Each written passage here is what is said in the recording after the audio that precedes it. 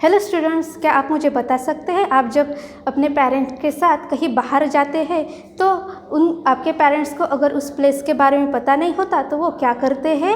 वो उस रास्ते से जाने वाले इंसान को पूछते हैं, है ना, कि वो प्लेस कहाँ पे है। और वो इंसान क्या करता है, आपके पेरेंट्स को बताता है कि वो प्लेस कौन सी डायरेक्शन में है ना। So today we are going to start our new lesson, directions and map. Okay, so students, why do we need a directions? हमें डायरेक्शंस क्यों पता होने चाहिए या फिर क्यों ज़रूरी है? क्योंकि डायरेक्शंस हमें बताते हैं कि कौन सी प्लेस कहाँ पे है या फिर कौन सी चीज़ कहाँ पे रखी है। और उसके साथ साथ वो ये भी बताते हैं कि वो साइट कौन सी है ना। इसलिए हमें डायरेक्शन की ज़रूरत होती है। Okay, there are 4 main direction. कितनी डायरेक्शंस होती है? There are 4 main direction. Which are they? East, west, north and south. There are 4 main directions.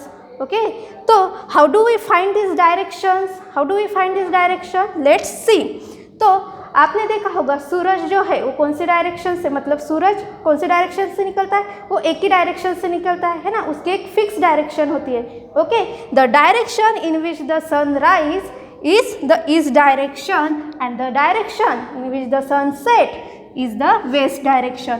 मतलब जिस डायरेक्शन में सूरज क्या करता है, निकलता है, राइज होता है, उस डायरेक्शन को कौन सी डायरेक्शन कहते हैं? वे ईस्ट डायरेक्शन। ओके, और जिस डायरेक्शन में ये सूरज मतलब सन सन सेट होता है उस डायरेक्शन को कौन सी डायरेक्शन कहते हैं? West direction. ओके, तो जब हम सूरज की ओर देखते हैं, सन की तरफ देखते हैं, और तब हमारी जो डायरेक्शंस होती है वो कौन सी होती है? ईस्ट। और हमारे बैक साइड में कौन सी डायरेक्शन होती है? वेस्ट। और उस समय पे हम जब सन की ओर देखते हैं तब हमारे लेफ्ट हैंड साइड में कौन सी डायरेक्शन होती है? North direction. और हमारे राइट हैंड साइड में कौन सी डायरेक्शन होती है? South direction.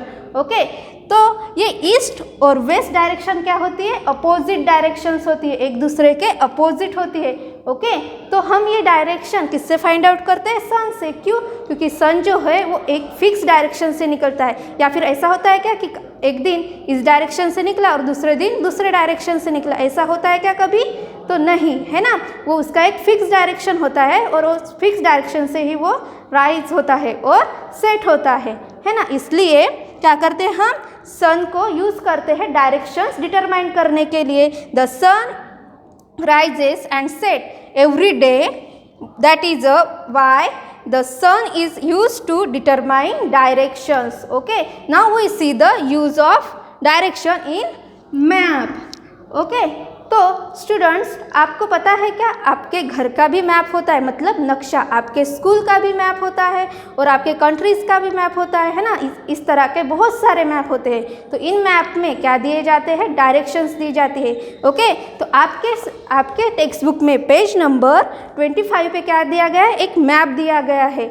आपको दिख रहा है ये मैप है वर्धा डिस्ट्रिक्ट का, है ना। और इस मैप में क्या दिया गया है? इस साइड में क्या दिए हैं? डायरेक्शंस दिए हैं। और ये डायरेक्शन कैसे इंडिकेट किए जाते हैं? ये डायरेक्शंस इंडिकेट किए गए ऐसे एरो से। ओके, और यहाँ पे आपको दिख रहा है ना, क्या दिख रहा है कि यहाँ पे डायरेक्शंस के नाम लिखे हैं। कौन से? East, west, north and south, है ना। और उसके साथ साथ और कौन सी चीज़ दिख रही है आपको मैप में? इंडेक्स दिखाई दे रहा है। तो इंडेक्स किस लिए दिया जाता है?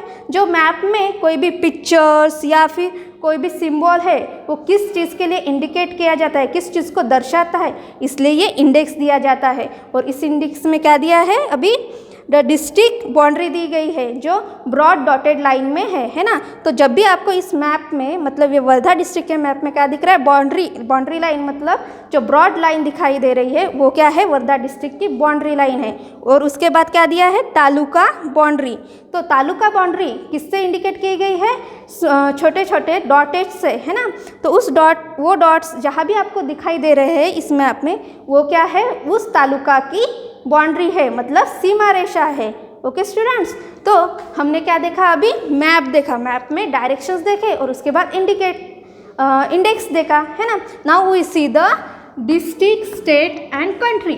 तो आपको ये वर्ड कहाँ पे सुनाई देते हैं? जब आप प्रेयर करते हो, स्कूल आते हो, है ना। स्कूल में क्या करते हो? आप प्रेयर करते हो, तब उस टाइम पे आपको ये word India is my country, है ना। इस प्रज्ञा जब आप बोलते हो इसमें क्या होता है, मतलब सुनाई देते हैं, है ना। और उसके साथ साथ आपको ये वर्ड्स कहाँ पे सुनाई देते हैं, दिखाई देते हैं, जैसे कि आपका टेक्स्ट बुक ईवीएस का, उसमें भी जैसे तालुका, डिस्ट्रिक्ट, विलेज, गांव। ओके, तो अभी हम इसी डिस्ट्रिक्ट, स्टेट एंड कंट्री के बारे में और जानेंगे।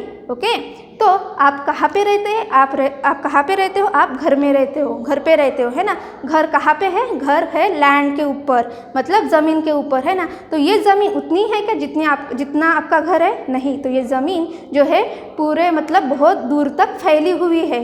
ओके, तो ये जो पार्ट होता है अर्थ का जो पार्ट होता है, लैंड का जो पूरा फैला हुआ होता है, उसे एक नाम दिया गया है। क्या नाम दिया गया है, कॉन्टिनेंट्स। क्या नाम दिया गया है उसको, continents.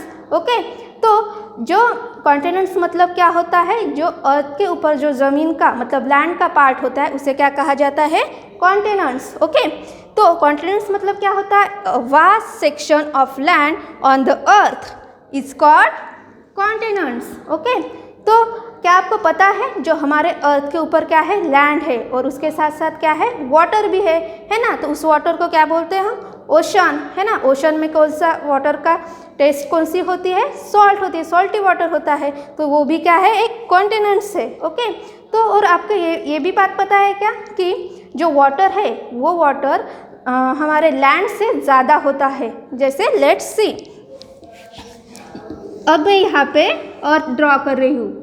Suppose this is earth, ये क्या है, अर्थ है, और इस अर्थ के मैं 3 पार्ट कर रही हूँ। अभी कितने पार्ट कर रही हूँ, 3 पार्ट कर रही हूँ। और इस 3 पार्ट में से इतना पार्ट जो है, इतना जो पार्ट है, ये पार्ट किसका है, ये पार्ट है लैंड। इतना पार्ट क्या है, लैंड का है। और इतने ये 2 पार्ट किसके हैं, किसके, वाटर। इतना पार्ट क्या है, वाटर है, और इतना पार्ट क्या है, लैंड है।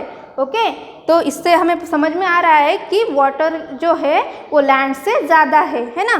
तो इस लैंड के ऊपर कुछ क्या है, कंट्रीज़ है, बहुत सारी कंट्रीज़ है। ओके, तो वो कंट्रीज़ कैसे बनती है, लेट्स सी।